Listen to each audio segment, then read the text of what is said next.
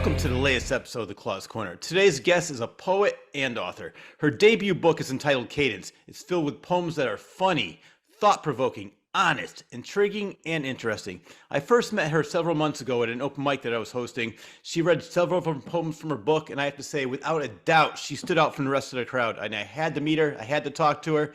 So, here to talk about her book, Cadence, her work in radio, all the volunteer work that she does, as well as her upcoming book, Behind the Blue, is the extremely talented Sharon Arsego. Sharon, welcome to the Claw's Corner. How are you? Hey, Rich, thank you so much for having me. Thank you. I'm doing well, thank you. All right. As I mentioned in the intro, I met you, it was probably more than several months ago. I think it was October. Right now it's April. And I just love your poems. They're funny, as I mentioned, intriguing, thought-provoking. But what makes it even better is your delivery. You get up on stage, you're just so friendly, outgoing, and you just bring the poems to life. And I said, I have to have her on the show. Thank you. Yeah. And I love Thank you. And after that, you and I became friends, and I saw, I think, two of your book signings. I went to Bristol Library, and I went to Litchfield White Memorial Foundation.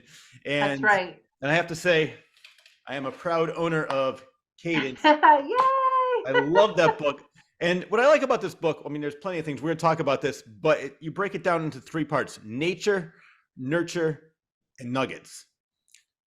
That's right. So what year did you start writing this? How long ago? The collection is 30 years of writing. So I started in 1992. Oh my God. So, okay, well, that wasn't the answer I was expecting, but wow. So what took you so long to come out with this? So that was my senior year of college, and I was an English literature major. And I had a guest professor, Maureen Owen, who's an American poet, and she lit a fire for me with a class where we were writing poems, and then we were able to do like a presentation to the school, to the college, and I had so much fun, and I loved standing there reading my work and having not just our class this time, right, that you expect to sit there to hear it, but also people from the community in the school come and hear the senior poetry class under Maureen Owen. And I was like, this is something I want to do. I really want to do. And then, of course, back then, my dream was to publish a book. And at the time, I was like, oh, I want a CD to go with it, right? Because that was 1992. And I wanted to voice people like poetry being read by the author. So I thought I'll read them and record a CD somehow and put it out somehow. And of course, now my dream is to get it onto like streaming and make it available. But so what a difference 30 years makes. Oh my God, yeah. But why now? I mean, no, like for why now? At the time I started writing, it was around November 2022. My sister was diagnosed with uterine cancer. I worked for the city of Bristol, and we just had the two officers slain when they went to answer a call. And then I was dealing with some health issues that are different than what I have now, but it was all kind of rolled into one. I was going to the open mics that the Connecticut Poetry Guild puts on, which is where you and I met eventually. Like, we actually met when you put out your book. We met at the Torrington Library in 2019, but we actually met to become friends more recently. And I just thought, if I'm not going to do it now, if I'm not going to publish now, when am I going to publish? Like, life is short. I want to get this done. I have a good work-life mix now, and I actually work with someone who's a 5-time published author. So it kind of just all the stars aligned, so to speak. Yeah, no, definitely. Yeah. I love that mentality because you might know some of the things I've done over the years. I've been in bands, I've done radio, I've done stand-up comedy, I've done motivational speaking. I wrote the book. Now I'm doing this podcast, also two other radio shows. And when people say, how do you find time for that? It's like, if you really want to do something, you really want to get things done, you can find the time. So it's just, for me, it's time management. Absolutely. I'll do an hour of this, an hour of that. Make the time. Yeah. So if you want to make the time, because most people say, well, when I get home, I'm tired and I sit on the couch. Well, don't go on the couch, or maybe just eat. And then, like me right now, I ate, came down here, now I'm doing the interview. So if you really want to do something, that's why you have that mentality. And I love that. And because you said, I'm going to do this, and when am I ever going to get it done? and you did get it done. And it is a great book. Yeah, I love it. So it's self-published. Is that correct? that's correct. I self-published through Ingram Spark. Yep. So the whole thing with Cadence, I use they have a tool called Build a Book, and you can choose a template. So Mhm. the only thing that I did not contribute to the book was in the front of the book, there's an image of a tree, and that tree is actually their image. Everything else, all the photos, the cover design, everything is me. So I'm pretty proud of that because I got to use my other skills besides writing. Yeah. And Well, then behind the blue, I'm doing the same thing. So yeah. See, I use yeah. KDP, Kindle Direct Publishing, and Okay. Yep. so that, and I really don't even know what for me, I got, it's similar to you. I wanted to get it done. I was writing stories, and then my friend said, I want to start my own publishing company. Do you mind if I publish a book? Oh, no, go ahead, please do. So he did it through KDP, but he's trying to work himself up and get more authors involved and things like that. So that's how I did it, and I love it. And as you know, you mentioned I was in Torrington Library, and I was also at Barnes and Noble, and I was just having. I did mine. I want to say 2018, 2019, right before COVID. 18. 18, yeah. Yeah. So I just had a lot of fun. Now with your book though, I live in Connecticut, and if am I correct when I say this is a great place in Litchfield, White Memorial Foundation? Yes, absolutely. In fact, a lot of my memorial as well as some other outdoor locations in the New England states. But when I was little, while other kids might be going to Disney and stuff for vacation, we got to go to White Memorial Mhm. and go through the museum and bike ride and hike. And I, as a grown up, used to more before than now, would go and walk through. For some Sundays, I substituted going to maybe church and walk through what I called the Cathedral of the Pines and just kind of take in what was going on around me. And that's why there's a few poems that actually say inspired by White Memorial, but then there's, just the whole essence of that place. Yes. Yeah. Well, I wrote down some of the poems that really stood out for me, and I'm sure just if I went through again, I'd Okay, find more. cool. One of I the love it. ones was if people who want to buy the book, and I recommend you do buy the book right after you're done watching this interview, of course, called By the Pond on page 16. And it says, inspired by the White Memorial Foundation. I just love that poem. And it's similar to you, where like when I was doing stand-up comedy, I would just go there and I would hike through there and I would just not think of anything. So I'd try to like think, because for me, even with writing stories of anything I do, if I sit down and try to do it, that's when nothing comes to me and I have brain freeze. But if I Yeah. just let go and just not even think about it, then all these thoughts come flooding into me. And I'm like, all right, I got to write this down. And so that's what I would do. I would go to White Memorial Foundation and just think of different things. And then that's where I would get a lot of my act. So that I love that. That's cool. A lot of your book came from just walking through those trails over the years. Because what I'm mad about in a way for me was when I was little, my grandfather was head of the hiking club, head of the cave club. He did all this stuff, and I loved it for a little while. But then, as I got older, I Wow. started getting into bands, becoming more independent, and I sort of lost interest for a couple of years. But then, after he died in 1989, as an adult between 23, 24 years old, I'm like, I wish because I didn't realize he knew the history of the old Leatherman, which I'm not sure if you know the history of him. Have you ever heard? Right. I've heard of him. Yeah. He's a guy that Yeah. used to Very do the cool same. stuff. Yeah, so he knew that. He knew all the different caves. I said, "Oh, I wish I knew about that or had a better appreciation back Right. then." But right now, I definitely did not lose. I mean, anything that I lost for a couple of years, I gained it all back and then some. I just love walking through the woods, running. I've started doing 5Ks. I started doing trail running. So whenever I can be That's outside, I'm awesome. definitely outside, and that is one of my favorite places in Connecticut. Yes, I would agree. I would agree. And like I grew up fishing with my dad. I was his little fishing buddy. And so that's where, observing kind of and my dad really instilled a love of nature in me and an appreciation of nature. And my mom loved it too, but he was more into like the nitty gritty, Yeah. of it. And really just kind of, he was fishing. And if I wasn't fishing at the time and just kind of looking around, I'd watch the dragonflies, I'd watch the fish jumping, I'd watch the bats skimming the water. And I'm very curious. So I ask a lot of questions. That comes from my Italian mother, my dad's mother. She was very much about, I wonder why, and I wonder if, and I wonder how. And those were instilled in me just by having conversations with her. So I don't generally take things for face value. I kind of tend to look beyond what I see. So, like for By the Pond, I'm sitting there enjoying this wonderful symphony by the water, and then this little dragonfly comes along, and I catch her in her little moment sitting on a reed where I'm riding in the wind, and I think, I want to be more like free like that. And Yeah. so I took a special little moment that was just sitting by the water, and I internalized it to, how can I learn from what this little dragonfly, who doesn't know me,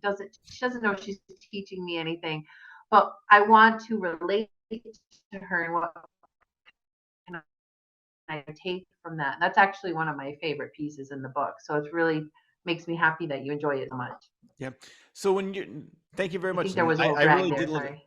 What was that? No, what I wanted to say was that I appreciate you saying that, and I really enjoyed that one. There's a couple other ones I'm going to bring up after, but the question I have for you right now is, do you bring not a book, but you bring some blank piece of paper and a pen while you're walking, so you can sit down after the walk and start writing, or just sit down and just observe nature, and then as you see a dragonfly, like, let me jot down some notes and I'll go back and edit it later. Is that how you work?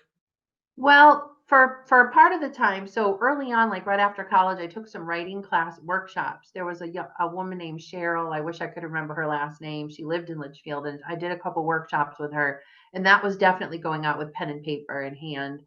But later on, it's actually, if I always have my phone with me, so I would actually sit and, Mm. or as I'm walking, something will come to me, and I'll quickly recite it like into my phone or type it in so I don't lose it, and then I'll come back and put it together in some other, as part of some other form. But I find, yeah, and I'll find too, like even just sitting on the porch, if I have paper with me, or sitting outside, I'll make a little note, but often it's into my phone just because it's handier. Yeah, no, you gotta love technology. I used to have I used to have a little iPod before the cell phones came out, and then I would just do the same thing, Okay. just record voice memos, and then go back and say, "Okay, let me write this Yep. down." So it's much Yep. better than logging around a whole notebook and pen. It's like, all right, now I got to find a place to write. So just talk as you're walking. That's great. Yep. Exactly. Have you ever been to Exactly. the Emily Dickinson house? I have not. I've seen a poetry event there on Zoom, but I haven't been there in person. No. Have you? Yeah, I have. And the reason I bring that up was I didn't I was going to say I didn't know anything about her. I was going to say I didn't know much about her, but I didn't know anything about her. I felt she had such a horrible life, and I felt so bad. She just wrote poetry for therapy. It was very cathartic to her. And she said, I don't want any of this Right. published. This is all for me. And then the moment she died, her sister said, we can make some money from this. So basically, it's good and bad in a way. It's bad Right. they did not honor her wishes, but it's good for the rest of us because I love her work. Once I started reading it and becoming more familiar with what her whole life was about, I said, "Wow, this is deep and it's really interesting and it means a lot." So I Right. think it's good and bad. Right. And that's why I was just wondering because I was never really knew. Well, I was gonna say I can't really say I wasn't a fan. I just didn't know anything about her, and I went to the museum because I just love, like you do. I love learning. I love questioning things. I love Yes. having new experiences, and that was a place I said, I'd never been to this museum. Let me check it out, and it was Right. definitely not. I was not disappointed. So for you, Yeah. I would definitely recommend going there. I will. I know I'm on their email list, so I'm going to make a point to go. Who are now growing up? You said this was more later in life that you gained to love this. Who were some of your favorites back then? Like, who were some of your biggest influences to start writing?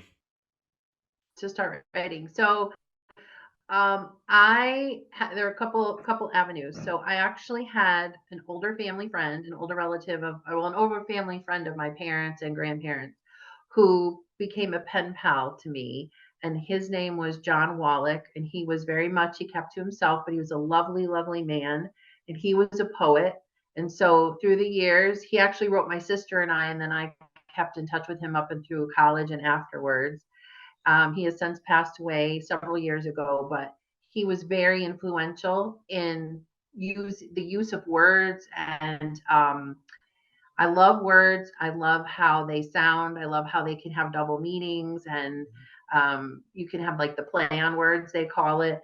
and he was just very creative. I get a birthday card with a crossword puzzle that he made and it would say a birthday greeting. And I just thought he's having fun with this, you know. And then my grandmother was a avid reader. My mom read a lot. My mom really wanted me to learn to read. So when I was 5, you know, I was motivated to read and get my first book of my choosing. And then I didn't have a traditional children's library where, you know, you subscribe to the book of the month or something for your kids. My mom would give me money. We'd go to a tag sale and I'd go to the book box and I would just dig through. And so I had a lot of books that were often above my reading level, but I just devoured them because they were interesting to me and I learned new things. And I was there with my dictionary on one side and the book in the other, learning back and forth. And I just love words. And my grandpa Truman Kroll, was very much into words and knowledge and vocabulary. So I just kind of had it all around me, and I think I just picked up on it that way. Yeah. You know what's funny? You and I had a very similar way of growing up, and I'm going to tell you what I mean. Sure. You're not going to believe this, but when I was young, I was severely shy. I got over that. I don't know if you could tell, Wow. but I loved reading. And so I was so shy. I never stayed back in school, but between kindergarten and first grade, there was another grade transitional, and they put me in that because they didn't think I was ready because I was so shy. And I guess when I first started, I was in some of the lower reading groups, but they gave me a book. It was the book for the whole year. I read that book in a week, and they said I went from the lowest to the highest reading groups. They realized, okay, there's more to him than, because I wouldn't say anything. Right. You know, and then, but when you mention above reading level, back then my father used to take my brothers and I to all these movies. Like when I was in first grade, 1975, I saw Jaws.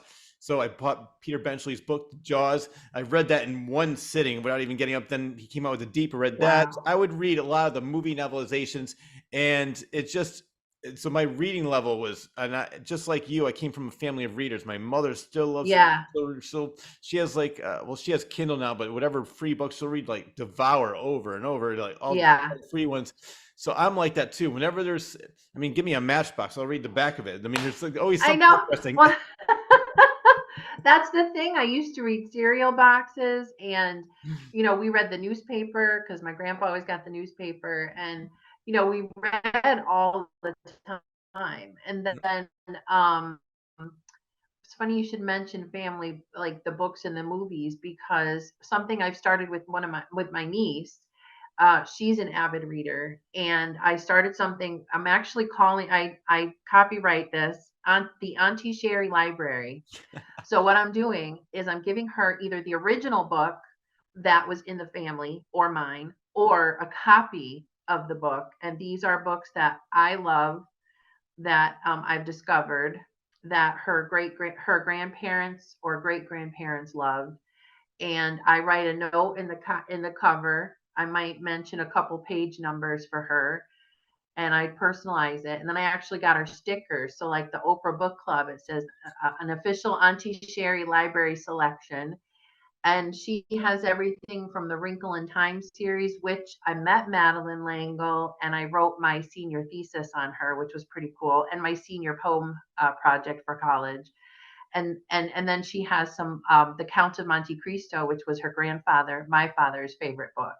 So it's kind of, you know, once I saw she was hooked on it, I was like, I want to give her everything I can, but also she can learn a little bit about her family in the process, you know, what they like. So I'm so glad you brought up Madeline Langle, because okay. one of my favorite poems is page 14, Abundant Joy. Let's talk about that. Oh yes, I love that that's poem. right. I did my research. That's right. Yeah. No, you're right. I didn't look at that lately. No. So that was inspired by her for sure. So my senior my senior year at St. Joe's, I had to do my senior thesis, which so junior year finished on this day. And the next day I was in the library getting ready to start my senior thesis, which wasn't due for a year. And back then the, you know, research was a little different. We still had card catalogs and Yeah. interoffice library The instead of, Dewey you Decimal know, what we System. have now. I know, right? So so I start my senior year, and the senior poetry project, I think it was actually Maureen Owens, one of her classes. She said, "Okay, so for your project for the year, I want you to write a 30-page poem about a famous person, living or dead, and blah blah blah." And I was like, "I have a senior thesis due on top of all my other classes. How am I going to now add this to the mix?" So I asked her after class, I said, "I'm writing my senior thesis around Madeline Langle. Is it possible that since that's more like research driven and a research paper, is it possible that I could take what I'm learning about her for that and do a creative spin on it with the poetry?" And she said, "I love that you're not reinventing the wheel and you're going to make this really good for yourself." So I got to do that. So I wrote the poem. There was 30 pages, and I forgot the full title, but it was called Her Story instead of History. This was long before where we are now in our culture, Yeah. and with pronouns and the whole thing. And it was taking her, I think they were called the Crosswick journals that she wrote, her journals taking care of her mother. She lived in Goshen, I want to say. She lived out here in the northwest corner, and she wasn't meaning to publish them, I don't think, but they were published. And her mother had Alzheimer's, and so there was like, she was telling about her life as a child in boarding school and then growing up and taking care of her mother and so on. So I took those what I learned from that wouldn't fit my senior thesis and used them to write these more creative, poems. And so it was the 30-page piece. Now, real quick, flash forward, I'm working at a few years later, I'm working at in radio at WZBG in Litchfield, Mhm. and I'm part of a woman's, business networking group. And Madeline Langle was going to be there. And I thought, oh my gosh, this is my chance to meet her. So I gathered up my poetry and I took a meeting, went up to see her at her table. I think I even like got down on one knee. I was in such awe. I didn't want to, she was at the table. I didn't want to create too much of a fuss. I introduced myself. I explained, I wrote this in my senior year of college at St. Joseph in West Hartford. I was so moved by you. And she looked at it and she looked at me and she said, "I've seen this before. Someone told me about this." And I Wow. was like, "What?" But Wow. there were a lot of wonderful people at the college. So for all I know, someone did forward her, what I wrote. And then I just like bowed away gracefully, and all. But it was just a wonderful moment to have that with her, to go from, my little class and my little project to actually meeting her and getting to share this piece in my book about her. I love that story. Now I'm intrigued. Who is she and how did you notice her? Or when did you first notice her?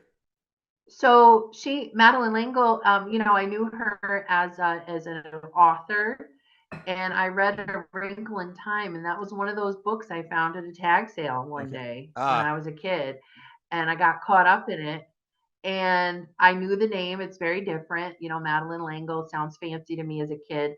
And so I don't remember exactly how my senior year I got into wanting to work on my paper on her, but I had been very intrigued by her and her just, she was like a female. First of all, she's a female writer.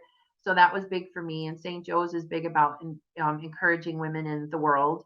And then I loved her book. And there was just something about, I have to think I was studying her for some other reason. Like I had recently read something of mhm. hers, or when I was like, okay, universe, what am I supposed to do my paper on? This came to me. So I can't really pinpoint exactly, but I just knew it was always kind of there. So Yeah.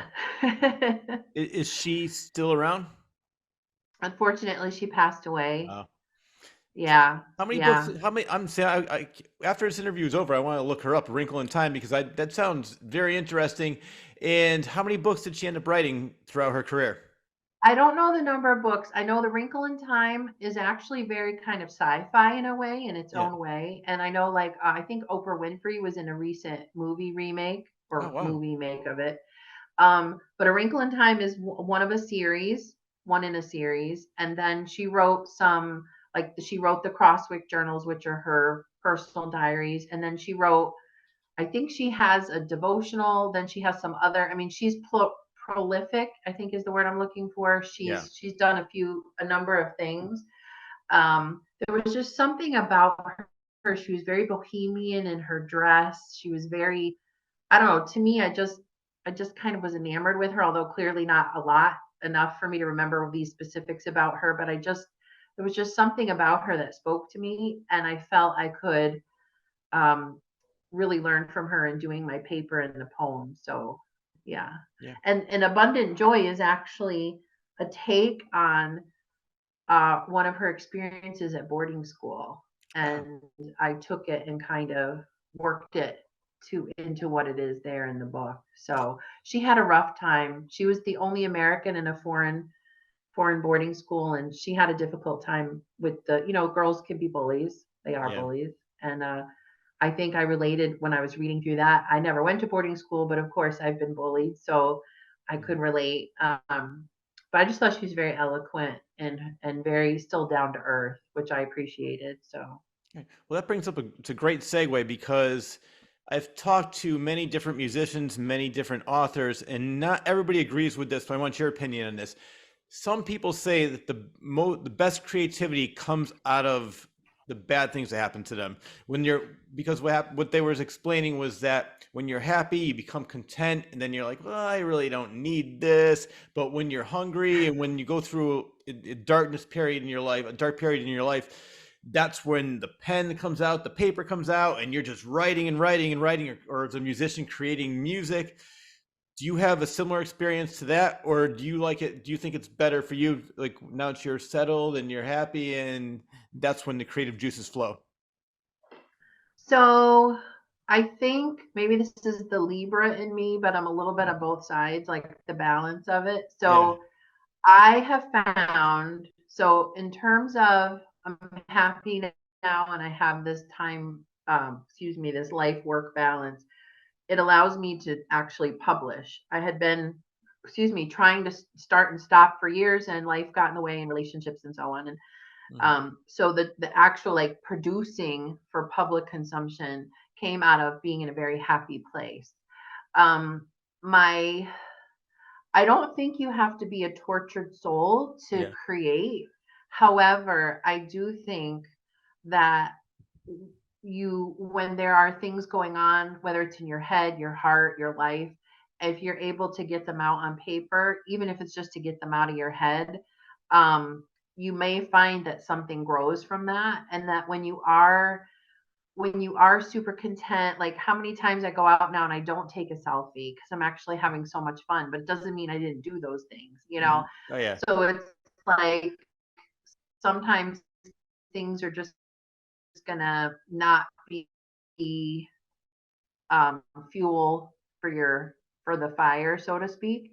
But I've got poetry where like super love poems or anything. There's some sweet poems in it because it moves from dark to light throughout the book. But I have a piece getting ready to do after this one that's called The Art of the Breakup. And that is actually me sketching during my last divorce. Like I've had 1,000. My last breakup, and which is only number two.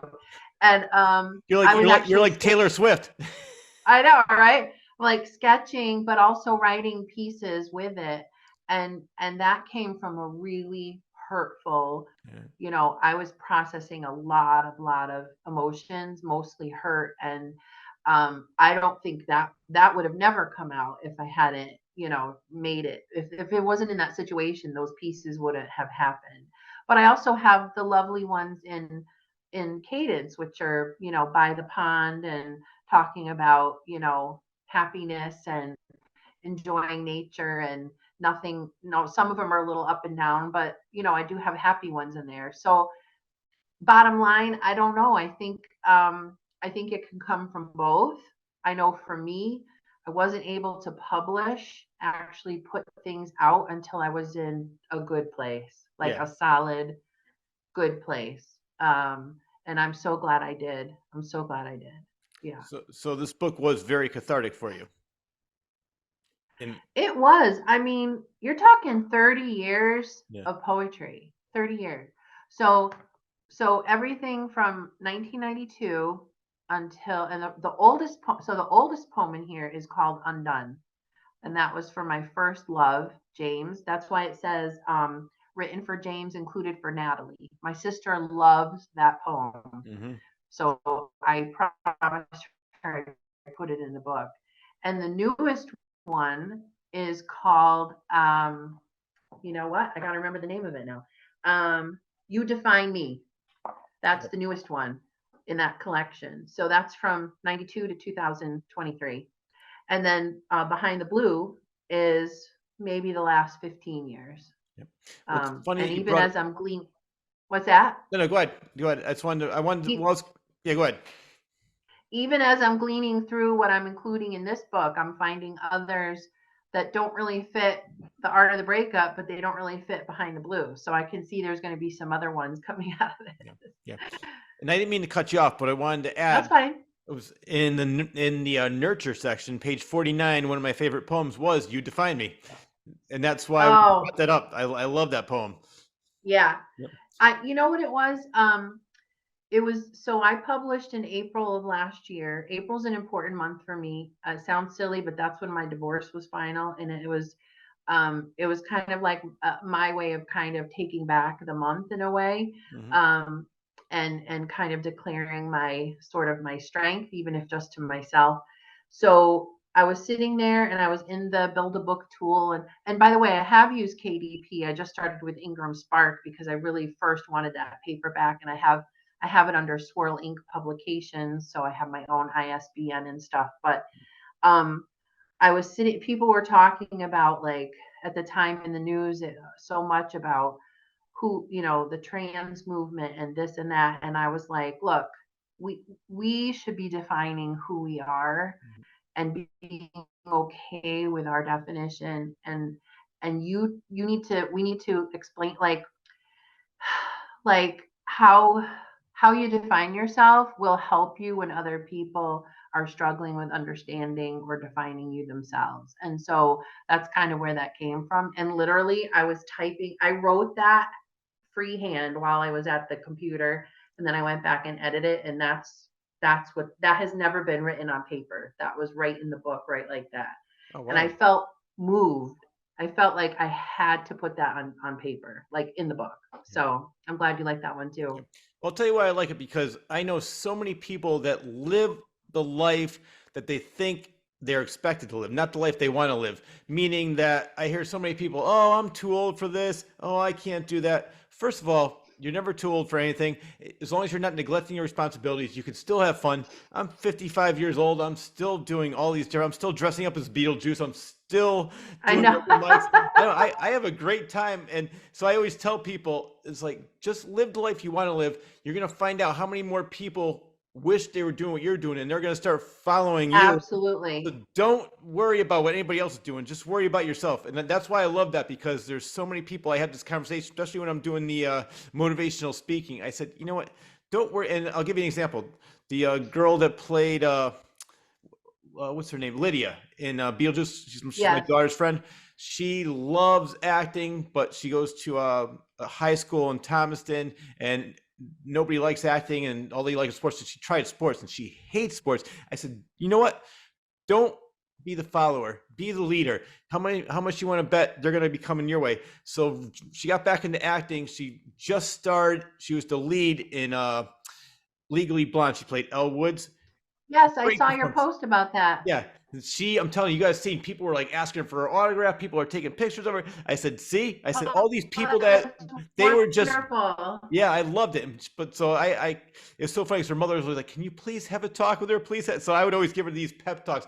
I said, you know what? Just do what you want to do. All these people that are making fun of you, they're probably wishing they could do what you do. And as soon as you start doing it, they're going to be like, oh my God, you're great. And that's exactly what's happening. And that's why I love You Define Me, because That's awesome. just be That's awesome. yourself and don't worry about anybody. I'm not in competition with anybody but myself. I don't care what anybody else is doing. When I get up there, an example would be the open mics. I've gotten so many people because I let people know it's in Torrington. I love it. It's at some church. I can't remember the name of the church. Trinity Episcopal, Yes, that's it. I So think. Yeah. yes, so I have a very different style than the person who normally hosts it. And he's really good at that. He knows what he's doing. He's got a great presentation. But even I've had people like, I just love your energy. Oh my God. I've had Yeah. where I work, somebody came up to me and says, "Oh, I didn't realize you're here." And I said, "Wait, where do I know you from?" She goes, "I saw you over at the church." I said, "Oh, you were there?" She goes, "Oh my God, you were great. I don't know if anybody can match your energy. I love this." And she was, so it's just, I always say, and same thing with You're being yourself. I'm being myself and I'm not worried. And there's some people that don't like it. Some people are like, you know what, you're a little too much for me. And I get that. And you know what? I always say, if you don't like me, get out of the way. If you do come along for the ride, we're gonna have a good time. And so I just No, it's wherever I go, I have fun. it's yeah, it's important to, and some people say, oh, when people get older, they start to care less about what people Yep. think of them. Yep. I would say probably like mid 20s, I started not really caring as much. Yep. And I probably didn't care as much growing up, but I was in not, I wasn't independent enough in my life to be able to express it as much as I would like. And I just, I just feel like it's so important to know who you are and appreciate that there's no one else in this world that's exactly like you. Mhm. And how cool is that? I You know. know, and that's the experience you get to have as yourself. And sure, we could all use work, like not everybody is as kind as they should be, or whatever. But overall, I mean, just life is, you got to have fun. You have to have fun and just make of it what you will. I mean, think if I never went to the open mic, I was so encouraged. My sister, the first night, she's like, you better bring something to read. So I ripped 2 pages out of a book and brought them with me and got up and read in front of complete strangers. And then, as it turns out, Robert C. Fullerton, the musician, was there. Yep. I've known him for years. And Mhm. then Jack Sheedy, he was there, and I've known him for years, and I knew his late wife, Jean, Mhm. um, and actually have a copy of her book, one of her books that she signed for me ages ago. And it was like, okay, so they're not that strange. They're not like that unknown to me, but it's just, getting back in the swing. And now since then, I've met so many wonderful indie authors and artists. And during the pandemic, I started sketching. And so now sketching is part of my creative juice flowing stuff. I've done calendars and I'm going to be putting out greeting cards and things like that. And I just love it. So like even Art of the Breakup has some pieces that no one's ever seen. They've never been published. They're drawings. So it's just really cool. So You just got to go with I love that. And you mentioned that you very recently got into sketching. What prompted you to just pick up a pen or pen, however you do it, and just start sketching? So COVID happened, right?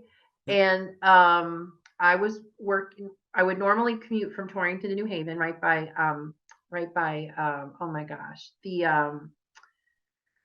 where the Amistad is docked. Our offices were right there. Yep. Okay, so it was right on the water. And so that's a haul. That's just over an hour one way. And then they said, okay, COVID's here. We're all going to work from home.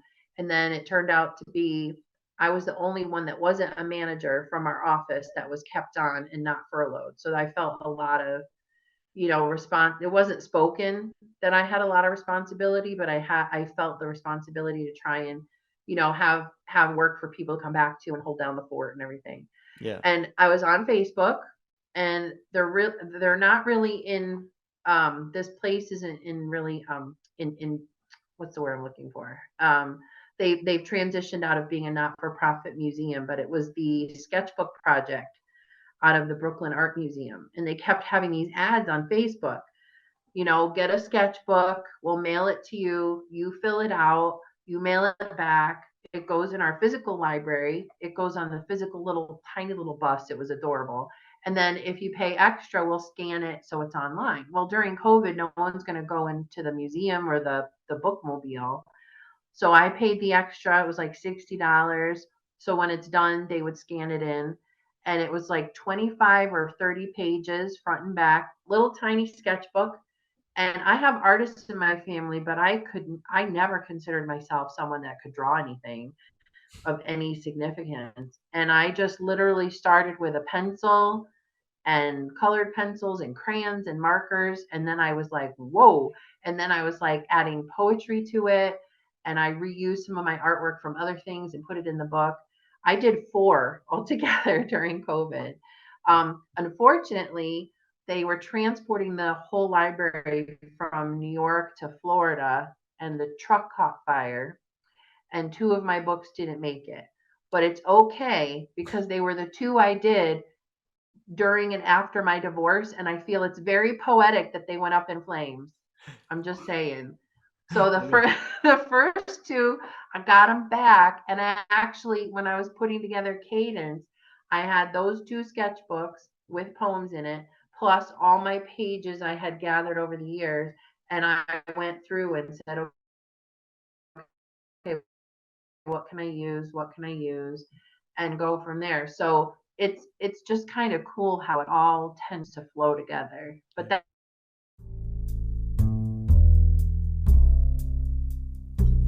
All right. Hope I didn't lose you.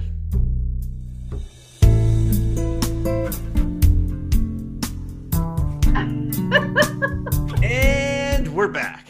Some technical difficulties got in the way, but it's not going to stop Sharon and I. we're back. Ready to come better, stronger than ever. That's right. So when we left last That's right. we were talking about how she suddenly developed sketching during COVID, and she said, That's "You know, I never right. did it." And she took some colored pencils, and now she's the master. You know what? And I love your attitude. Again, I keep saying this, but you bring up so many great points that I usually bring up during my motivational speaking, and I say, like, if people say, "Oh, I didn't have the money to go to college. I didn't have this. I didn't have the different things in life that were." If you really want to do something, you could do it. And that's one example. And the example I use too is back in the 70s. My grandfather. I mean, this is long before YouTube, where you can just click on YouTube and learn how to do anything. He said he built the road that we lived on. They named it after him. He built most of the houses. So I asked my mother. I said, "How did he learn how to do all of that?" And she said, "He went to the library." So if you want to learn how to do something, there's ways to do it. Wow. And you are living proof. You wanted to write poetry, you wrote poetry. You wanted to publish a book, you published. Libraries rule. Yes. I love the libraries. I'm still like, we mentioned it. I think we were joking around. It's like the Dewey Decimal System. I said, we go way back to the days of long before computers showed us. That's right. But that's right. So when before we got cut off because we're having some Wi-Fi problems, you were talking about how you started sketching and you integrated it with your poems. So is that going to be is that going to be in your newest book, which is that's coming out? This is April right now, recording, coming out in a couple weeks. Yeah. All right. Yes, that's the plan. What's the release date? So the release date is currently April 30th, but I had surgery this month. So, well, actually end of March, but it's pretty extensive. So I'm looking great. I'm feeling great. I'm moving really well, but I have about another 4 weeks, 5 weeks of recovery. So I can only sit for so long, and I'm trying to be efficient with my writing time. And the book is nearly finished, so I'm still going to hold to the 30th of April. There's no sketching in the in Behind the Blue that's due out this month, but the Art of the Breakup is going to be the introduction to some of my artwork. And then I always last year I made it available to the public for sale, but I do a desk calendar, and I have one that's 12 months of original sketches, and then I have one that happened to coincide with the book Cadence. So it was original artwork, photography, and like some, not sketches, but other kind of artwork paired with a poem or a piece of a poem. So I'm going to be doing something similar for the new year as well. Wow, you've been very. I was pretty excited to be able to. Yeah, I was pretty excited to be able to draw. Yeah. No, I cannot wait. What I wanted to say was, we're going to talk about what you've been going through. Sorry. You've been extremely busy, even in with what you're going through. You're still keeping busy, and I love that. It's like there's no stopping you. You're a machine. Thanks. Well, it's part of helping me heal. Yeah. It's part of helping me heal. So just real briefly, and I noticed that one of my IV bruises is showing up when I wave my hand. Just real quick synopsis. That I was diagnosed with uterine cancer on March 19th after roughly 5 months of on again, off again symptoms, some medical people not being as helpful as they really were by oath supposed to be, and then finding others that were above and beyond. I have to really thank my sister Natalie, who unfortunately also went through a similar diagnosis in November of 2022, but also is how she was able to get me in touch with her doctor, and her doctor being my advocate with me. I was able to have an initial surgery March 14th, which was, I don't know, I think a Thursday. I got the call the following Tuesday. And then in a week later, I was again in the operating room to have the cancer removed surgically. And I'm have my follow up this Friday afternoon on the 12th of April to see, confirm that they got it all and what my next steps are. But I'm 53 years old. I have some initial health issues, but as you can see, I'm, pretty perky, and I keep a relatively good disposition and healthy outlook on life. I work full time for the city of Bristol, and I love my work. I feel like it's an important contribution to the community where I also live. And writing, I'm telling you, I do suffer a lot from anxiety. There's like one part of a day where I'll be a little anxious about something, some depression, but writing this book, Cadence, actually put all of that at bay for well over a year, which was a wonderful blessing to the whole process. And I do think continuing, not saying, oh, I'm recovering. I need to, just rest, rest, rest. Getting up and sitting for a couple hours every now and then to work on my book is keeping me going. And I'll tell you, when I got home, I left work early because I got the news at work. I left work early on the 19th, and I started reading my poems at the beginning of Behind the Blue, which is where it started raw and genuinely for me, because I'm reading it now through the eyes of a cancer patient and someone who is, our mom had ovarian cancer and she was 59 when she was diagnosed. She passed when she was 65. Wow. And so it's very, it's just kind of like we're young and we're vital, and yet this, comes at us. So the book is really keeping me going and keeping me positive, and I'm very, very grateful for the support I have from everyone, from work people to friends, family, you, obviously, other people keeping in touch with me by text and on Facebook. And like today, we sat outside and watched the solar eclipse with our glasses and took some selfies. And, I didn't want to miss that. And I thought, how cool is that, I actually am able to be home recovering from this in order to see the solar eclipse with my family, with the cool glasses. And my book is about moon phases, and it's coming out at the end of the month. And I'm interviewing with Rich today. It just kind of all came together. So as far as health goes, I just want to encourage women, please, be advocates for yourself. I came up against some roadblocks that were not of my own doing, and I just had to keep pushing through, even though I was in tears, even though I was let down and disappointed by people in the medical field that should have been there for me.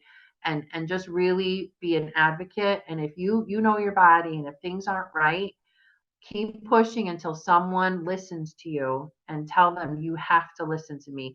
I had 5 months of symptoms, and as far as I know, it never got to a stage. I'm waiting to hear, but that's like, yeah. So I'm hopeful that this is, one and done. And there'll be more books. I have a lot more books to write, and I have a lot more people to irritate and entertain, depending on our relationship. So, did you have? I actually, while we were in our break between losing Wi-Fi, I pulled a couple pieces that are going to be in the new book. So you let me know when it's a good time to maybe read them. Oh no, yeah, we're gonna get there. There's a Okay. lot to talk about. Believe me, I didn't. Okay. Cool. And I'd like to say that I planned this perfectly. The day of the eclipse, we're talking about your book, which involves the moon. It's just it was all part of my master plan. As for she and I were talking off the air, I've wanted to interview you for at least 6 months, and Yeah, every at time I was least. like something got in the way. You were busy, I was busy, something was going on, and I finally said, you know what, I need to set a date. And it was all my master plan to do it the day of the There you eclipse. go. See, I bow. And that's again my master plan. Have you bow to me? This is. I love the adulation. But There you you know what? go. I love your attitudes. Like just a simple thing like watching the eclipse through glasses where most people who are like, who cares? It got cloudy, it got a little dark. You appreciate everything. I think going through something like that makes it even more appreciative of all the little things that happen. Yeah.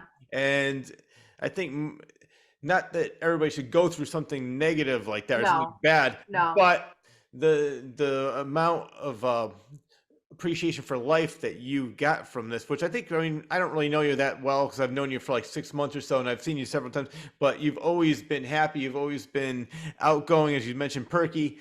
I mean, were you always like this? Do you always have this personality? Yeah, Yeah. I it kind of born. Yeah. So my mom says that I was born smiling, and the nurses in the hospital couldn't get over what a sweet little happy baby I was. My parents put me in at the time it was like the carrier, and I was the centerpiece at most family meals. Um, but I will tell you that I do have, like most people, we have our rough edges, and this morning when I woke up, I don't know why, I was in a grumpy mood. I wasn't like snapping at anyone. I was actually kind of not imploded, but I kept things Mhm. inside. Yeah. And even my aunt, who's basically helping take care of me, said, "Is there anything I can do?" And I was like, "No," because I don't even know what to ask for. It was just, I just felt blah. And then I remembered my sister was bringing homemade brownies and the glasses for the eclipse, and here I am with my glasses, and I'm like, I can't see anything. And she's like, okay, first of all, you have to go out on the porch and look at the sun. And, so I'm not always that bright.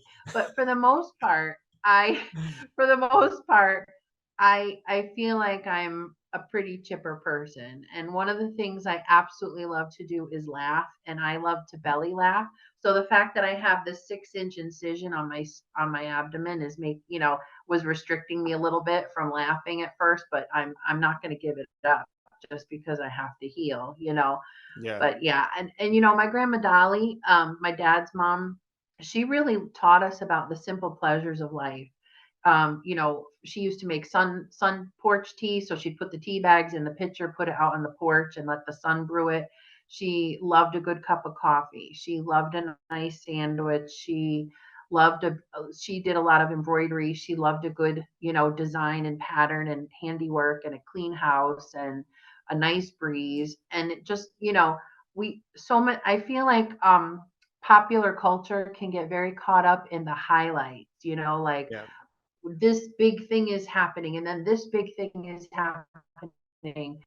Those are so few and far between that people are manufacturing them, and then it's not even genuine. And Hmm. yet every day there's something, many things that are simple pleasures. I have a cat with double paws, and when I say double paws, I just found another nail I didn't know he had, and I've had in 2 years. And he's got a fingernail I didn't know he had, toenail. And I'm like, for all the fingers you have, you think you would do help around the house a little bit, but he can't. So just these little, it helps. I get in the dumps a little bit. I call him, I get into a funk. It hasn't been as bad since I've been writing and publishing, but this last year or so. But I appreciate you saying that, because I do really try to be, upbeat. And it's not fake. You can Yeah. usually, my face gives it away. If I can't hide that. Yeah, no, I am exactly the same way too, and it's funny that you mentioned internalize. Usually, if people say, "Rich, you okay?" and then they could tell something's wrong because I'm not like jumping, Right. yeah. Usually I'm like this, and I'm Oh okay yeah. Oh for the most yeah. part. And it's funny because This is, I think, one of the reasons I'm so happy because I I'm gonna give you an example. My brother's wife, who recently died in July, but Oh she my found out God. right around COVID time. It was March. It was maybe like a week after COVID. She found she had pancreatic cancer, but Oh she wow. had the best outlook, the most positive outlook. She never complained, And whenever like somebody says something, oh, this and this, I said, you know what? My brother's wife was named Lean. She was from Vietnam. I said, I bet you Lean wishes she had your problem. So I'm always able to like step away, look at the bigger picture, and say, you know what? If this is the worst thing that happens to me today, life is pretty damn good. And that's Yeah. one of the reasons I Yeah. think I'm always in a good mood because I just every time I start, I'm like, really, this is what's bothering me. This is nothing compared Yeah. to what other people like you and what she was Yeah. going through. So for the most part, I always tell people, I said, there's only really two things that would really bother me, like losing my job and my health. Other than that, there's really nothing. Yes. So Yes. And it is all relative, like everyone, there's always going to be someone that has it worse than us, but at the yeah, same time, what we're going through, like if you lost your job, that would be yeah, horrible. And it would affect you the same as someone maybe going through something similar, not yeah, losing a job, but something. So, but no, you're right. And I think we need to look up more. We need to yeah, lift our heads more. yeah. Plus, I think I always mention this too, and I want your opinion on this because I already know what your opinion is going to be. I think that I know so many people that just go through the motions. They wake up, have breakfast, go to work, come home, have supper, go to bed, wake up, wash, rinse, repeat. I think everybody, I don't care Yeah. if you're making money. Like people say to me, oh, why are you doing this podcast? Are you making any money? It's like, no. It's like, well, then why do you do it? I said, I do it because I have a passion for it and I love doing it. I meet so many interesting people like you. And I think everybody has to have a passion. I know so many people that just go through life and they're like, oh, I'm just basically just waiting for the next day. So you're just wasting time. There's so many things you could do, and they just don't live life to the fullest. And I already know your mentality because what we've been talking about. You're exactly the same way. I mean, look at you're sick right now. You're like, Right. all right, well, I need to write more. I need to do this. I have a book. I have not just one book. I have two books coming out. I have a sketching. So I mean, Yeah. there's Yeah. so many things that Yeah. I if you could, actually came up with a children's book idea too, by the way. oh wait, let's hear it. So there's more. Well, I don't want to give it all away, but let's just say it was inspired by a couple of things. So one is Charlotte the stingray at that California, I think it's the California Aquarium. She's Hmm. mysteriously pregnant and she's gonna give birth to her pups, and I don't know if she has yet or not. But that got going. That happened. There was a conversation with a coworker. I mentioned an experience I had with the most adorable little baby stingray that was probably no bigger than an Eggo waffle, and that got me thinking. So just real quick, go to the museum, the aquarium, sorry. You know how they have the pools where the Yeah. kids can feel the starfish and stuff. So there's this pool and there's this little stingray and he's half above the water, half in the water, right? And he's flapping around and he's going around the pool, like greeting everybody and just so excited. And if he was a kid, he'd probably be considered overactive, right? But he's like, hi, hi, hi, hi. So I call the aquarium person over and I said, "Is this little guy okay? Does he have a nervous condition or something, or did he maybe get stung by a sea urchin or something?" And they're like, "Oh no, that's his personality. He loves the crowds and he will go around and just say hi, hi, hi, hi to everybody." And so as we're talking about now, that was years ago. We're talking about Charlotte, and I was thinking to myself, I wonder what that little stingray grew up to be like as an adult stingray, because that's a lot of stingray to go around and go hi to everybody at like 1,000. You kind of had your personality all over the Yeah. place, sometimes and a lot of fun. So I got to thinking, like, there's a children's book in there where the little stingray greets everyone in the little pool, and he says hello to everyone, and then his mother, they look like little ravioli. You have to Google them. When they're little, they look like little ravioli. And she is so proud of him, his mother, and she calls him her little ravioli. So his name is Ravi the Stingray. And this is copyrighted just in case anyone tries to get there before me. But he greets people and he's this happy little go lucky little stingray. And all you see a stingray, they are elegant, they are Oh yeah. majestic.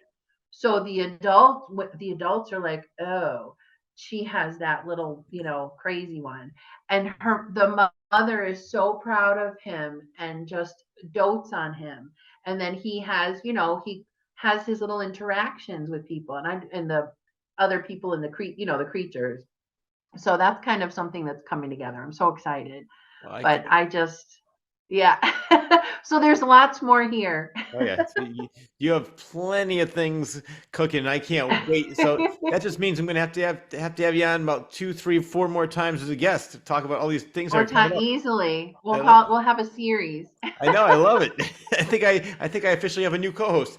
uh, I There want you to get back. go. I want to get back to cadence for a minute because, like as I mentioned, I Yes. said some of them like Abundant Joy, By the Pond, they're thought provoking, they're interesting, but you have a great sense of humor. And on page 17, you have one called Bloop.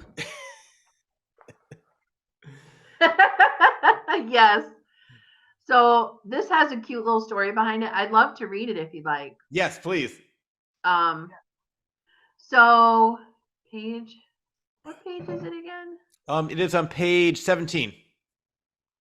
17. Yeah, it's part of the nature. Okay. You'd think I'd know this. My page, oh, right. Wait, my page 17 doesn't have it. Hang on Oh, one second. that's really it. Hang Oh, you know on. what? It is.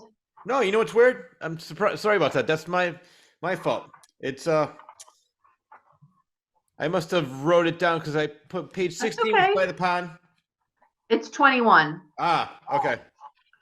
So remember the art book I told you I did, one of the sketchbooks for the sketchbook project during COVID. Yes. So before COVID, the Christmas before COVID, 2019, we had a decorate your cube contest at the office by the ocean. So I did a nice list scroll and a naughty list scroll, and I supported salespeople. So every salesperson was a fish with a Christmas hat, either red or green. And then we could move them to the nice or naughty list depending on how they treated us that day or how we felt about them that day. And part of my design was I drew bubbles, and so the bubbles were stuck on my cube, coming up from the bottom of the ocean. So now I take those all down, go home for COVID, do a sketchbook, and I write this poem. And the page has the bubbles from that artwork decorating the cube in the book. Now the book comes back after the fire, and I decide I'm going to put it in cadence. And this is what, so that just shows you like sometimes things just, naturally Mm-hmm. happen. So this one is called Bloop on page 21 of cadence. Bubbles. Bloop, bloop, bloop. Bubbles, bubbles. Bloop, bloop, bloop, bloop. Wishes. Bloop. Life. Bloop. Breathe. Breath. Bloop, bloop, bloop. Swirling, floating. Bloop, bloop, bloop. Bubbles. Bloop. Now read it in reverse. Which I did. And what I love is you can read the bloops any way you want, just like I did. So much fun. It is. Who doesn't love a good bloop? The other one I want to talk about, I'm not sure if it's going to be a Claus Corner exclusive. I'm not sure if a lot of people know this, but there's one on page 67 called Truth Be Told. It's similar to Carly Simon's You're So Vain. It just says, wait, what does it say? He'll know this one is for him.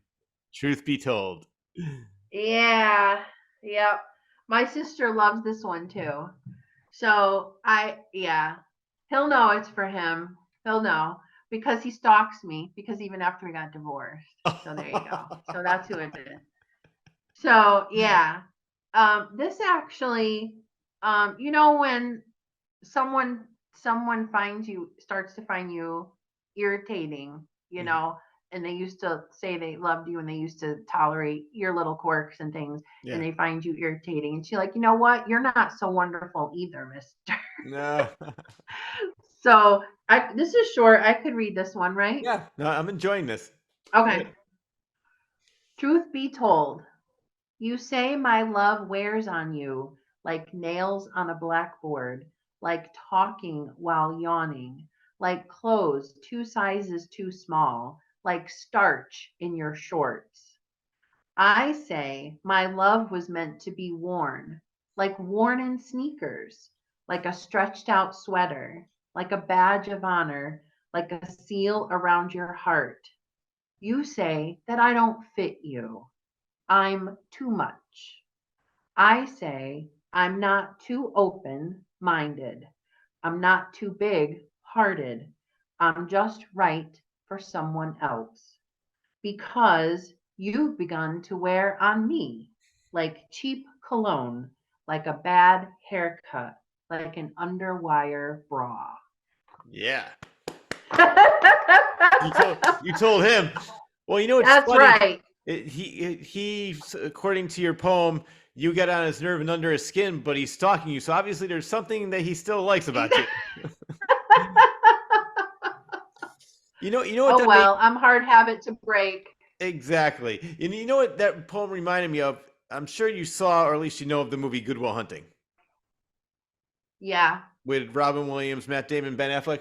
But there's a scene in there where he's talking about, and I think it was all unscripted. It was just improv by Rob Williams, which he's still one of my favorites. He's a master. Yeah, Yes. but there's a scene in there where he's telling Matt Damon like how he goes, it's not the normal things I miss about my wife because in the movie his wife is dead. He goes, it's the little quirks and things that nobody ever does. And one of the things in the movie was he's saying like she used to fart so loud. One time she woke the dog and he didn't have the guts to tell her it was her, so she had to. But I've always been like that with any woman that I went out with. It's like I don't really like all the normal things. I love all the little quirks that make her different from everybody else. Yeah. And That's so wonderful. yeah, so I'm from most people, I'm just the opposite. I love the quirkiness and the. I mean, sometimes things will get annoying, and then we address that. But for the Of most course. part, yeah, yeah, that's just normal with everybody. But when I read that, that's what I was thinking. I was Absolutely. thinking of Good Will Hunting and that life lesson Robin Williams gave. Oh, good. That's awesome. And as I'm going through, what I do is I only picked, I think, 3 out of each section. So I love this whole book. I mean, I can go through probably the whole book if we had more time. But the other one was on page Oh, 54, just for today. That was another great one from the nurture section. oh, I love the ones you're picking out because they all mean something really special. So 54. So this is something I don't really write rhyming poetry. Yeah. And this was one so this was actually written in the throes of my mom's ovarian cancer. 6 years of taking her to chemo or surgeries, our family tending to her. And I was running on empty. She was starting to run on empty. And it was like, you just kind of have to, you know, it's an ode for people in survival mode, it says. So I think, but I don't usually rhyme, but I was good with this one. So I'll read it. It's just for today. When the light behind your eyes begins to dim, when your spirit knows more losses than wins, when your bones feel more fragile than strong, when your nights are more restless and long, when you face your life more often under duress, when life is continually a mess. Clever cliches, mocking memes, they'll only get you so far, like half the gas you need for a long drive in your car. Reality cuts deeper than any knife. Bleeding is a product of living life. Darkness comes in many forms, lingering shadows, creeping storms. Just for today, all I can hope to do is get by, get over, get around, and get through. Yep. I love that. Thank you so much. Yeah. And I think there's one on page 69. I wrote this one down. I think it was short. It says, you say that art, writing, music, humor, stretch, breathe, pray, and repeat are what calms you best. And from what we've been talking about, that definitely came from the heart, and that's exactly how you live your life. Yeah, and that was actually included in one of my sketchbooks that we mentioned. So it's absolutely true. Sometimes I'm just feeling down, and it's like what calms me, what helps me, and those are kind of my things. Yeah, I'm glad that whatever you're doing is working. I can see that. I love it. The last section, which I love too, is called Nuggets. So it looks like it was just lots of good, great life advice in this section. So they're shorter poems, but they sometimes that saying less is more. That's exactly what this section is. Could be 2, 3 lines, bam, but it's got such an impact. And Thank you. one of them was it where I wrote this one down too. Is, a liar lies with a public smile, but weeps over the truth in private. That is great. Because everybody knows the truth, and the liar sure does. And they're gonna stand their ground in public, but then they're gonna be like, man, oh man, in private. Yep. Yep. And the nugget section I mentioned in the book at the end is a nod to my father, Roger Arsego. He had Grumpy Soup and Sandwich Shop, for anyone that is familiar with it, in Torrington. It was on Water Street for Hmm. several years. And he used to rip off some deli paper, take his marker and do a little quip and pin it up. And that's where I learned to, kind of come up with some of these. In the new book, one of them is something like, in your life experience, you'll find that there are some people that are really pro at being cons. Ah, I like that. They're Well, pros at being cons. Yeah. and that came from your father, or No, no? that was mine, but it's in Us. his Yeah. honor and memory. Yeah. Yeah. Well, I wanted to talk about that because the last poem in the book goes something like this. It says, "We all have our own little red wagon to pull through life. Of course, one of the wheels is falling off mine." Written by Roger Grumpy Arsego. That's right. So you ended with Dad's He poem. would be thrilled to know. Yeah, he'd be thrilled to know that I put one of his pieces in there. Absolutely. He's since passed away, but Yeah. both my parents passed away 10 years ago this year. So he would be very pleased to know that he got a little recognition. All right. Well, posthumously, he's getting some from us, and I love it. I love that you put that in there, and I love. So That's right. does he have anything that he? I know you anything that was published that people can read? So he doesn't, but anyone that had visited his store over the Yeah. years, he did something called the Unbridled Pen, and Yeah. he actually printed his own 8.5 by 11 double-sided newsletter. And my sister and I are trying to come up, pull some together, because I actually have a book coming up in the works down the road. I have my grandmother's handwritten memoirs, and then I have my cousin Norman gave me his mother, which was my grandmother's sister, her handwritten original poetry. He asked me to take it, and I've gotten his okay to publish it. And then I want to do some of my dad's work and kind of put it all together because they're all Italian, so it's kind of going to be like around that kind of mode. But we're hoping to find some copies of that, and I'd love to put them out when I do. But he was very creative. He taught himself to sing. He taught himself to play banjo, guitar, harmonica, piano, organ. He was the whole shebang, really. Yeah. Loved Johnny Cash. Taught me everything he could about music. I didn't know I loved the Beatles or um, Elton John or Elvis or anyone until later in life that I found out who they were. I just knew these are the folks my dad loved and who he fostered music for me. So Well, it seems like the acorn does not fall far from the tree. You definitely picked up right where he left off. Well, yeah, and I do sing as well. I just haven't sung in a really long time. well, you know So what? I think next time we do the open mic together, I think we're gonna get up there. Well, you know I what? might do that. I might do For that. people who are watching this now, I did hear you sing once. We had a drunken sailor version of John Denver Country Roads. That's right. We did at the open mic. That was awesome. For That was people who don't know what I'm awesome. talking about, a friend of mine brought his keyboard, so I got up there and I said, "Come on, we gotta do a sing along." So we did. Take me home, country roads, West Yes. Virginia.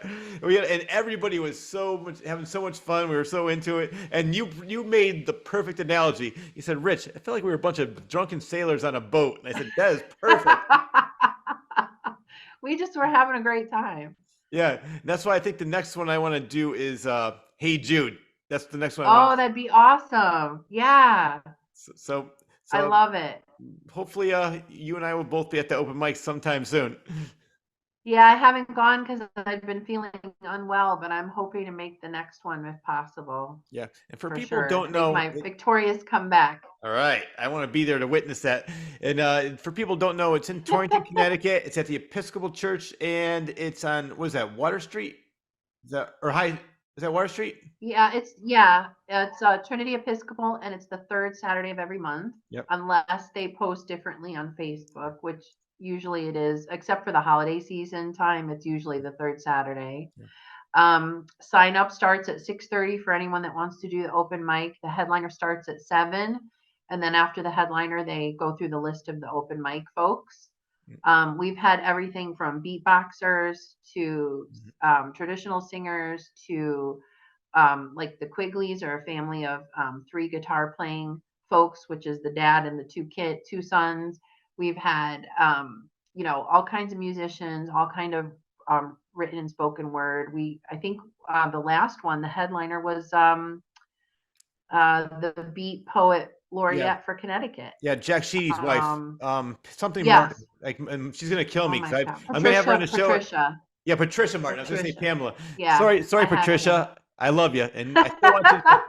I've known We her know for who you are. yeah, I've known her for a couple years, and I've known Jack. I do radio with him, and so I've known them for a long time. And I actually there's a place across the street where they used to have an open mic, and I did with one of the other radio shows. Did you ever hear of? It's called Nutmeg Junction, and Yes. he writes radio serials. So Joseph Timothy Quirk does a great job, and Yes. we did a live version of a radio show, and she was hosting it at the time. That's when I first met her. And That's so she's great. cool. Yeah, and she's Yeah. please explain to me because I know she's a laureate. What is a laureate?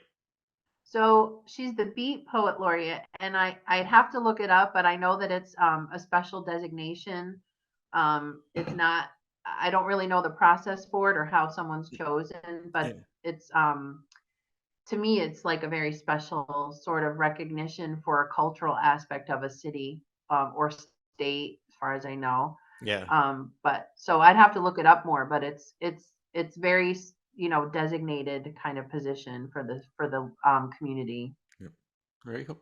Well, you and I, for as we're arts. going through this interview, you and I have had, I'm noticing more and more in common. Another thing we had common is that we were both in radio. You mentioned it a Yes, little bit, so I want to talk about you were at WZBG, which is a station in Litchfield owned or was owned by Susan St. James. I'm not sure if she owns it right. anymore.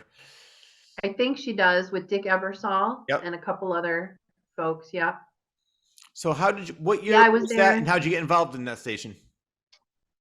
So I was there, I'm gonna say 1990.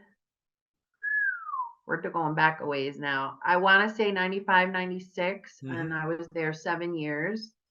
I started there. It was kind of funny how things happen. So I graduated from St. Joe's. I came back home to Torrington because I'd been living on campus. Came home, um, decided I needed a social life, now that I'm home, and joined. I actually not interviewed, auditioned to be a funny how things work out. Susan St. James was going to be in The Miracle Worker at the Warner Theater, and I Mm-hmm. auditioned to be in the play. At the same time, I auditioned for regional theater with Torrington Civic Theater, which I don't think is around anymore. Yeah. And I didn't get the part with Susan, although I did end up working at her radio station Yeah. not long after. But I got the part with the regional theater. And working with regional theater, I was asked at one of the next productions if I wanted to be the producer, and it was for Pippin. So I was doing all the stuff that a producer does, including reaching out for ways to market the play. And WZBG at the time, and I think they still do, has a not-for-profit sector where at no charge you can run, I think, 15-second or 30-second ads, and they played as fillers, but it's a way to help the community. Mm-hmm. And so I actually wrote the commercial, my first radio commercial, and I see things, right? So I see what I'm writing, and I suppose that comes out in some of my work. And so I saw the play, and I was using what I had to for some requirements for mentioning things and stuff. And then I went in and talked about advertising it for the program, and they said, oh, would you like to voice it? And I was like, are you kidding? Yes. So I actually voiced the commercial as a guest, and then I wrote the commercial, right, as the guest. And then they said, we're looking for someone because someone's going to on maternity leave. We need someone. Would you be interested? And that's how I got in there. Wow. And I loved the copywriting. I actually would help copyright other coworkers' pieces. I loved the voiceover work. I had wonderful instruction from Dale Jones, who's still the morning DJ. Met some great people, met some great business owners, and then after 7 years, I went to assist at the time with our family business that was in Thomaston at the time. So, but it was a great run and very creative. Did promotions as well as the marketing. There were a lot of businesses that I was able to help, which I loved, helping local businesses, grow or begin and promote themselves. It was a great time. I Yeah. enjoyed it so much. Yeah, I went to Connecticut School of Broadcasting in 1991, and I was in radio from 91 to 97. And finally, after the last station I got laid off, I just said, yeah, I need to find a real job, one that pays the bills. But I still have a love for radio. And as I mentioned, right now you can still hear me on WAPJ, which is a local station in Torrington. But I'm also on some other stations. I think there's a WWUH and some other stations. Yeah. There's the Robin Hood Network, which I wish I could tell you I knew all the stations that are involved in it, but this show is on all those stations too. So I love it. I always had a great time in radio. And well, you and I both we had a mutual friend. He worked at a station I worked at, WWCO, your hometown favorite. And he worked at your station, Mike Davino. Oh, bless. Yes. Yeah, he was a God great rest guy. his soul. Yeah. I actually was looking up some former coworkers from the station when we got talking about radio, and I found out he had passed away, and it broke my heart. He was a real he was just, I don't know, it was something special about him, and when he would fill in as a DJ, it was always nice to have that dynamic. So Yeah. yeah. Same thing with me. I was looking for him on Facebook, wanted to see how he was. I haven't wanted to reach out to him, and then I saw the same obituary. I was like, wow. So Yeah. it's sad, but yeah, he was a great guy. He was another one that was just, whenever I never saw him in a bad mood. He was always full of life. He come to the radio station, then I was on right after him. So then there was the rollover, the overlap, and then we would just start talking on the air to each other, just having fun. And I think some of the bosses were getting mad, like, okay, Rich, we got a show to run. Sometimes you forget the mic's on. We're just talking, having a great time. So he was a great guy. But he always had a good tan, and he liked his motorcycle, if I remember correctly. Yep, that's how I remember him as well. He loved it. Yeah.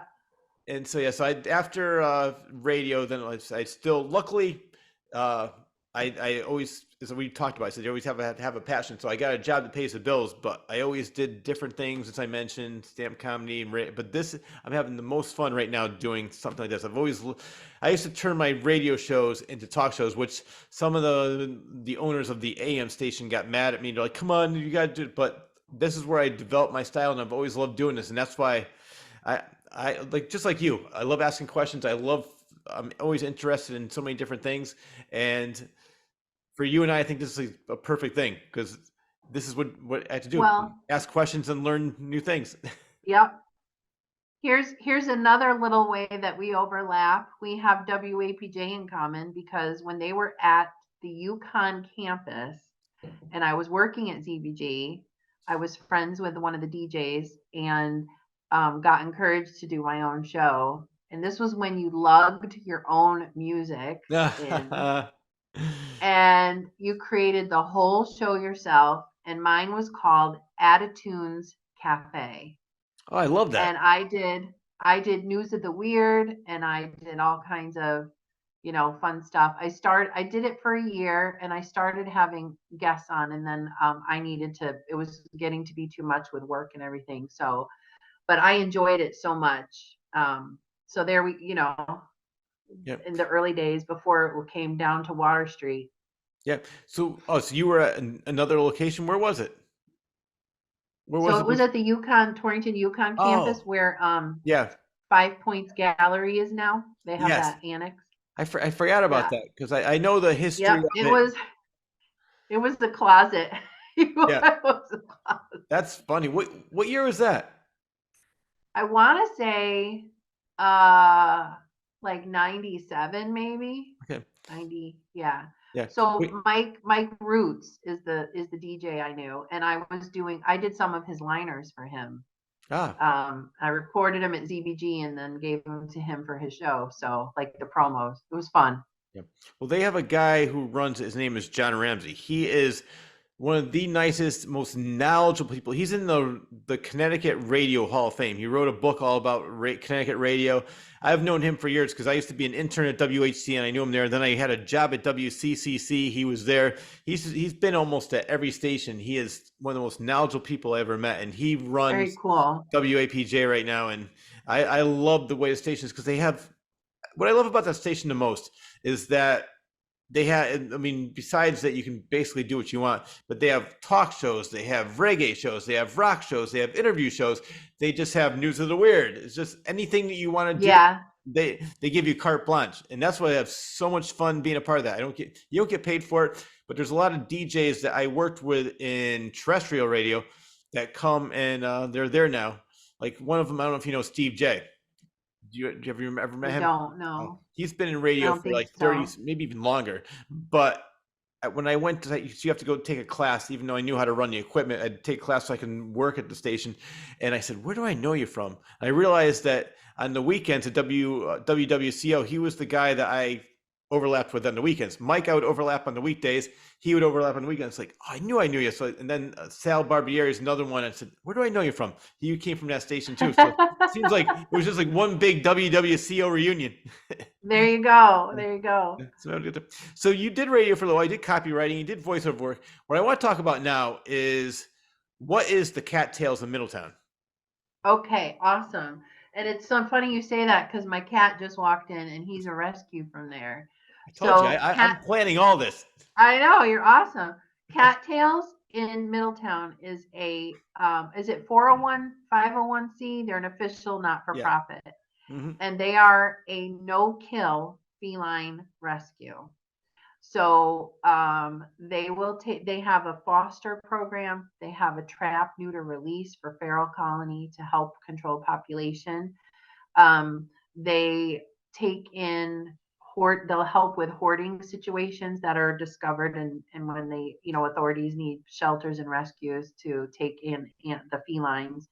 And they have at any one time probably 100 cats in their rescue location. And this started with Debbie Bagley, and she started many years ago, rescued a few kittens, and followed their I don't think a couple of them made it, but followed through the whole process and decided more she wanted to do more. And so over the years I adopted Harley in 2010, and then I adopted recently Mac. His name was Omar, but I call him Big Mitts McKenzie because he has 20,000 toes, and so his name is Mac for short. And they had him fully chipped already for if he gets out, fully vetted. You make a donation, you bring the little guy home. They have done wonderful work for the community. They work with the local ACOs, animal control officers, and I actually got a picture of Mac personally texted to me by Debbie, and she said, "I know you're looking. What about this guy?" And I fell in love with his big eyes and his big paws. And I went and met him, and he'd only been there 3 weeks. He wasn't even advertised as for adoption. Um, have 2 years. One is on the 26th, and usually one the following.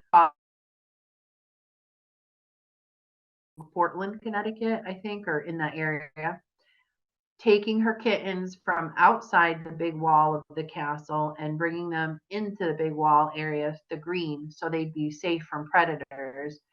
Mm-hmm. And the castle people called Cattails and said, "Can you help us?" So it was Guinevere and her kittens. And then they started having a fundraiser there, which was a wine and beer tasting kind of thing, a full dinner. Now it's moved to the AquaTurf, and that's their biggest fundraiser, raising sometimes over $10,000-15,000. Wow. And all the money, they're all volunteer. There's no paid positions, so it's all volunteer run. They have people on schedule to scoop poop and feed and do laundry and socialize with the animals. They have like a cattery. It's kind of like a little outside sanctuary for some of the cats. It's all enclosed, but special for them.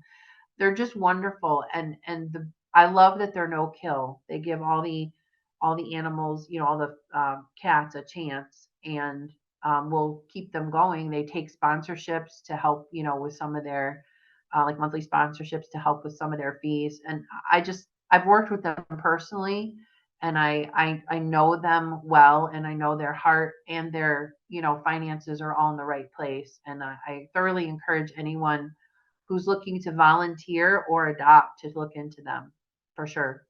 And where for people who do want to, who are interested, where can they find information? I think let me look it up real well. I don't know if I want to look it up and then mess up our recording, but it's cattails. I think it's cattails.org. Okay. You can also Google cat, TALES, Middletown, and it will get you to their website for sure. Great. Good. Well, Yeah. you didn't stop there. You also, I want to talk about the blanket projects that you organize for veterans and ovarian cancer patients in memory of both your late parents. All right. I feel like this is starting to become like a This Is Your Life episode. Do you remember those? Do you remember this voice? So, I was your okay. third So, grade teacher. right. January 28th, 2014, our father passes away. I come back from bereavement leave and find out that our office is moving out of state. So my career at Verizon, almost literally just short of 9 years, I can either move out of state to another position or I could take severance. And at this time, my mom was terminal and in the final stages of ovarian cancer. Mm. I knew dad wouldn't make it to spring. He didn't. I knew my mom wouldn't make it to summer. And it's May, it was February, literally February 12th or something. And I thought, I waffled back and forth and I kept thinking, I got to stay here. I can't lose my dad, move out of state. And then mom is going through this final stages. So I chose to stay. We were supposed to close May 7th. My mom passed May 3rd. So while I was on bereavement leave, I was asked to come in and hand in all my stuff and do my exit interview. And I said goodbye to everyone.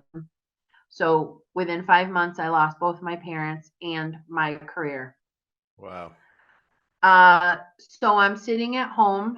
We cleaned out my dad's apartment in a few days. My mom, we had the whole month of May, and I woke up June 1st with a migraine that lasted 3 days, which I'm pretty sure was the adrenaline wearing off because first time in years, I didn't have someone to take care of or somewhere to go.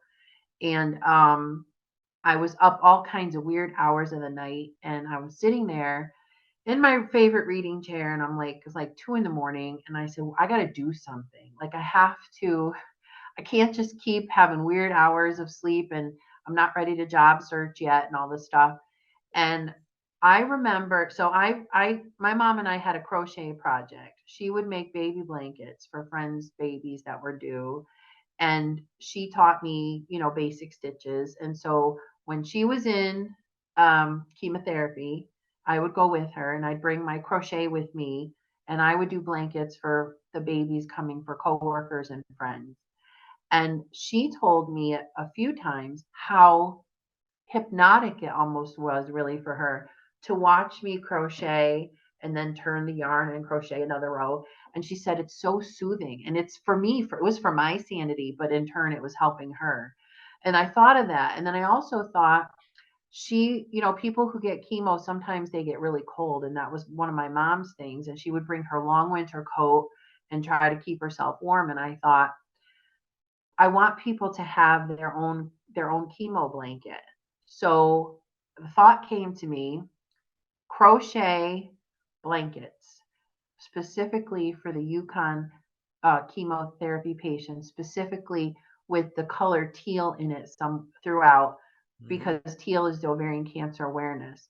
And I pulled together about 8 friends, and they either sewed, knitted, or mostly crocheted. I said, let's do squares, 12 by 12 squares. I'll put them together. We'll make big blankets.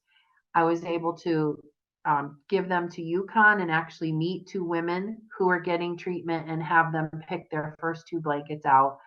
And then I said, well, I got to do something for dad too. So we did lap blankets for the veterans at the West Haven VA hospital.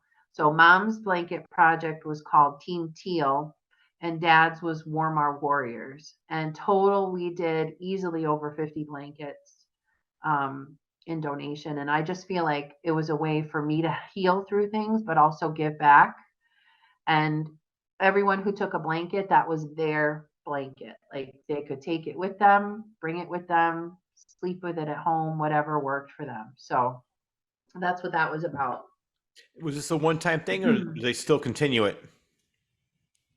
It took a good year or more to accomplish all that, and then I felt like it was a one, it was kind of Yeah. like the one time. Um, it got us all through and made an impact. We had some coverage. Local press, CBG did something, Bristol Press did something because at the time Mom had lived in Terryville and I was in Bristol. Could certainly be. I encourage anyone, to start their own project for hospitals and things. But at the time, it was really just for that moment. Yeah.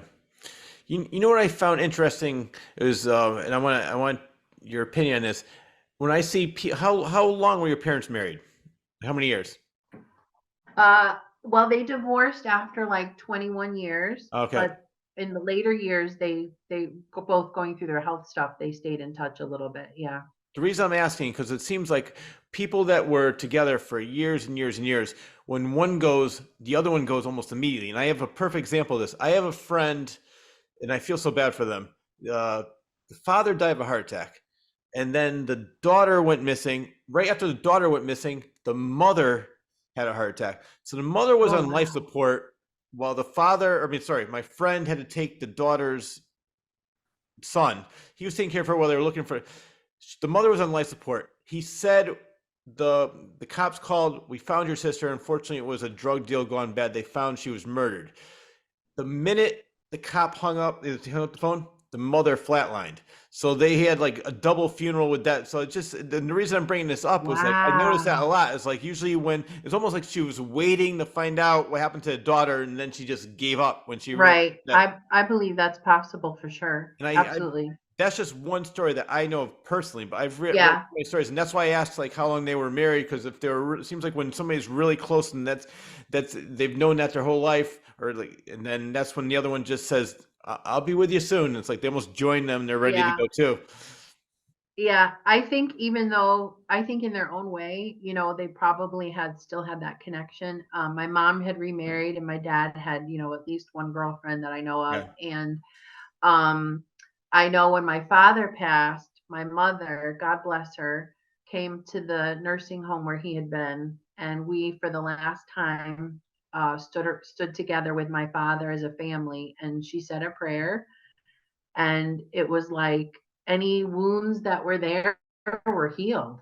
It yeah, was like the final, and I think, she was on that trajectory anyway, but it seems like, my father had been fighting death for he had been revived so many times. wow, And I think this time he just I know this time he said, so real quick, I wrote a story about my dad with what happened, but he would say to me, I want to go peacefully. My father's MO was never peaceful. He was drama, drama, drama. I don't know how many times I got called, Sherry, you got to come say goodbye to your father. And I yeah, got to be like the boy that cried wolf, right? yeah, And I said, Dad, I would love for you to go peacefully because you've always had all this upset with your health, but that's not how you roll. Like I'm gonna get a call in the middle of the night from the hospital and get a priest and all this stuff. Well, the stinker went in the morning. He was sitting up, getting ready to wake up in bed. They asked him if he wanted his morning hot cocoa. He said yes. They came back with his hot cocoa and he was half sitting up in bed, leaning on the railing, and he had passed away. And I just felt like he decided, I think in his head, I know my dad, he probably said, next time it comes for me, I'm just going to go. I'm, hmm I'm not going to fight it anymore. And I thought, you son of a gun, you went peacefully after all that. So that's, I wrote a story about that because I was like, there's no, and then he actually visited me on his way out, which I didn't know was what he did until it all came together. But so that's what my little short story is about. But he would, so they call and tell me, oh, they said, I'm sorry to tell you, your father's gone. Now here's where I was. He hated, like he hated that they had to help him with certain things, and he had a scooter. These scooters go what, 15 miles an hour at the Yeah. most. He had the room at the end of the hall next to the exit. So when she says your father's gone, I woke up out of a sound sleep. My first thought is, we'll go after him if he's gone. I thought I I'm thinking to myself, how far could he get on a 15-mile-an-hour scooter? Go after him. And then I'm like, what? And then she's like, well, he passed away. And I'm like, oh yeah, you can't catch up to him now. Never mind. But it was just like, he's gone. I'm like, well, go get him. Because he was like that. He'd be in the nursing home throwing spitballs with the lemon seeds from his lemon water. And then he'd be like, oh, they took my straws away. And I'm like, of course they did that. Like, he was such a little terror. Anyway, but yeah. That's, So is that story published? it's not publicly, but it's going to be in a collection. Yeah, because Right. I've been telling stories about my dad so long. People are like, you have to write a book. So of course, I'm just working on a title. It's either something like "Don't Tell Your Mother" because that's what he always used to tell me to do. But there's actually a book by that, so I've got to figure something out. But he was crazy. He was Yeah. wonderful but crazy. Yeah. Just the way you like them. Wonderful and crazy. Well, we've been talking for a while. So I want to talk about Behind the Blue next. I want to hear some of your poems because the book is not released yet. It's going to be released in a couple of weeks. Is there Right. anything that we did not go over that you want to discuss? Is there anything that we didn't talk about that you do want to talk about? I feel like I've been in therapy. Do I need to send you a bill? Because this has been really cathartic. The first No, one's free. Next I time. got to tell you. Yeah, no, I think we covered a lot and we got to leave a little something for the next time too. But, But I mean, we covered as much as I think we had talked about over time. yeah. Um, so yeah, yeah. Thank you though. Oh, you're very welcome. Always leave them wanting more. So I That's love this, right. and you've been a pleasure. I loved having you. I mean, I said Oh, I met thank you you. several months ago. It was instant. I said, this woman is great. I gotta meet her, and we became friends, which I'm so glad we did. I love the work Yeah, you do, yeah. and even during this interview, I learned a lot more about you, and I have so much Same here respect for about you. you. And Yeah. just like your father, you got a little bit of that fighting warrior blood in you too. I could tell, and I love Yeah. that. So Yeah, a little bit of mischief too. Yeah. that's like I said, it wouldn't have it any other way. Exactly.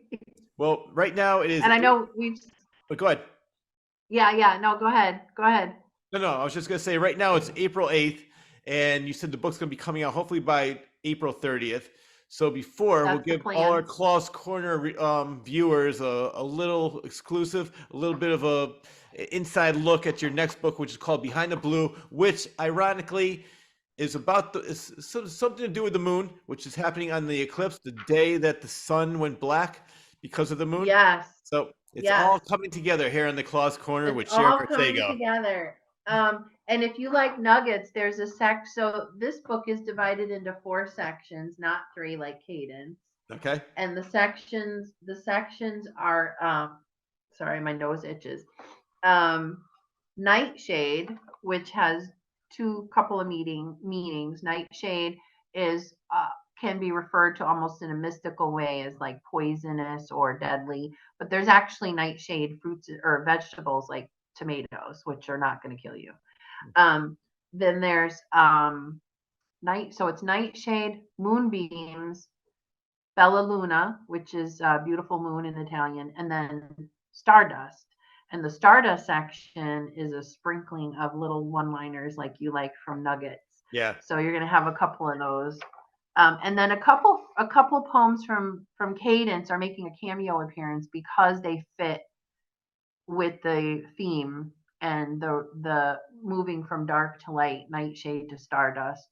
And I felt they were appropriate to kind of sprinkle in. So it'll make a note that it's a cameo so people know.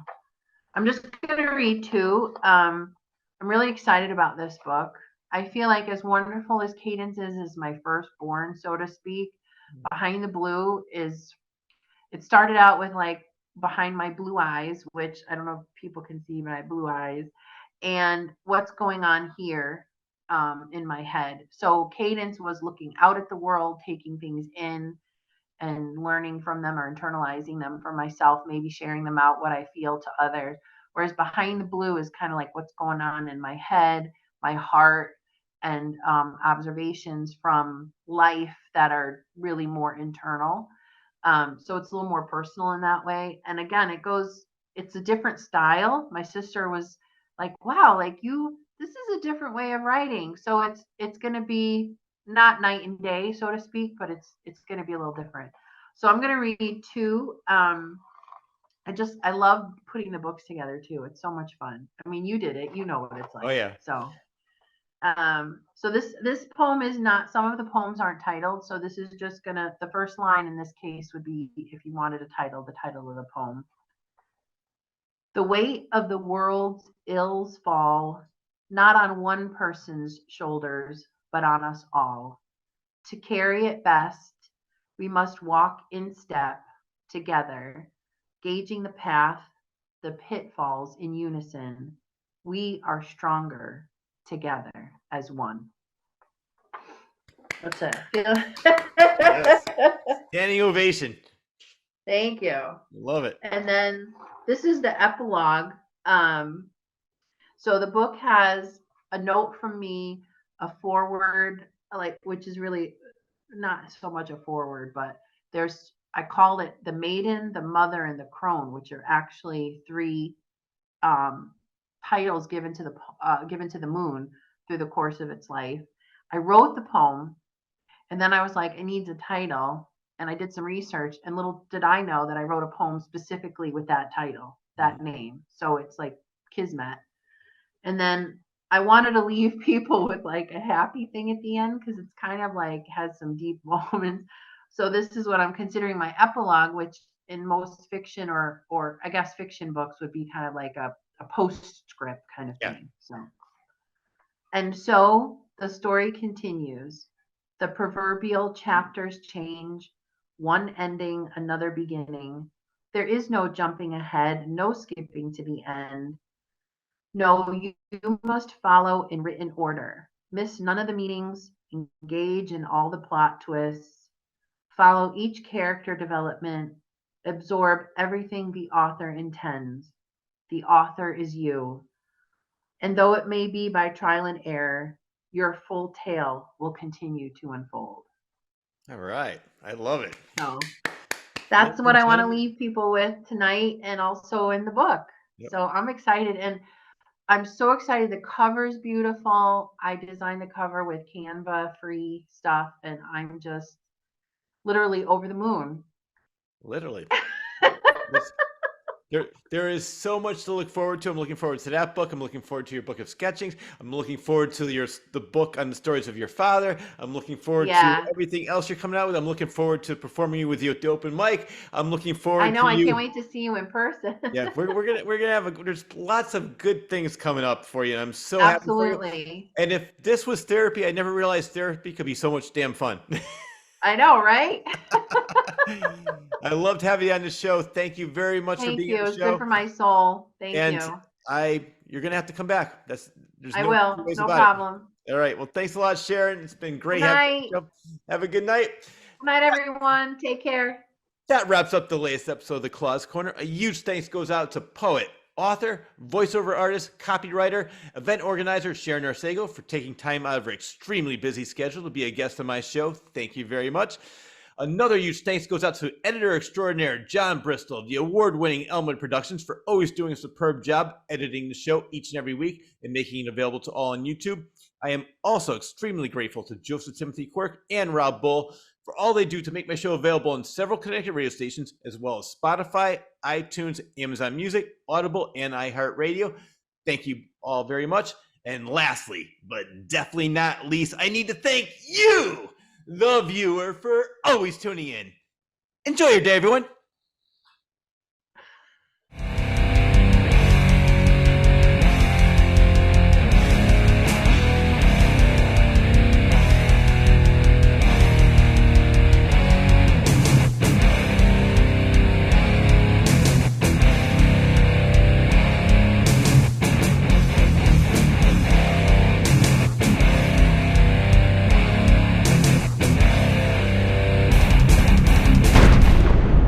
Suckers!